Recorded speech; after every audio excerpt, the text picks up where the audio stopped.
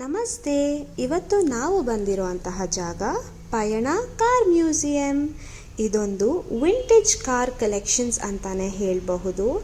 Almost 70ಕ್ಕೂ ಹೆಚ್ಚು ಕಾರ್ಗಳು ಇಲ್ಲಿ ಪ್ರದರ್ಶನಕ್ಕಿವೆ. ಆದರೆ ಕಾರ್ಗಳು ಮಾತ್ರನೇ ಅಲ್ಲ, ಇಲ್ಲಿ varieties of scooters, trucks, lorry, ಆಮೇಲೆ JCB ಎಲ್ಲ ಇದೆ. ಕಾರ್ಗಳು ಬರೋಕ್ಕಿಂತ ಮುಂಚೆ ಎತ್ತಿನ ಗಾಡಿ ಯೂಸ್ ಮಾಡ್ತಾ ಇದ್ರಲ್ಲ, ಸೊ ಅದು ಕೂಡ ಪ್ರದರ್ಶನಕ್ಕಿದೆ. ಅದು ಹೇಗೆ ಮಾಡ್ತಾಯಿದ್ರು, ಅದು ಹೇಗೆ ಉಪಯೋಗಿಸ್ತಾ ಇದ್ರು ಅಂತೆಲ್ಲ ತುಂಬ ನೀಟಾಗಿ ಎಕ್ಸ್ಪ್ಲೇನ್ ಮಾಡಿದ್ದಾರೆ.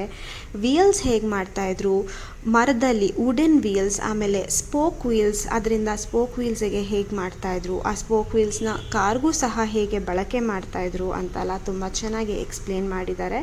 ಆ್ಯಂಡ್ ಪ್ರದರ್ಶನಕ್ಕೂ ಕೂಡ ಇದೆ.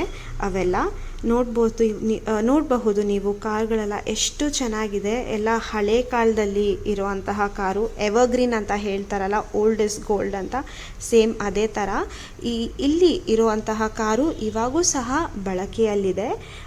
ನಮ್ಮ ಧರ್ಮಸ್ಥಳದ ಧರ್ಮಾಧಿಕಾರಿಗಳಾದ ವೀರೇಂದ್ರ ಹೆಗಡೆ ಅವರು ಯೂಸ್ ಮಾಡಿರುವಂತಹ ಕಾರು ಸಹ ಇಲ್ಲಿ ಪ್ರದರ್ಶನಕ್ಕಿದೆ.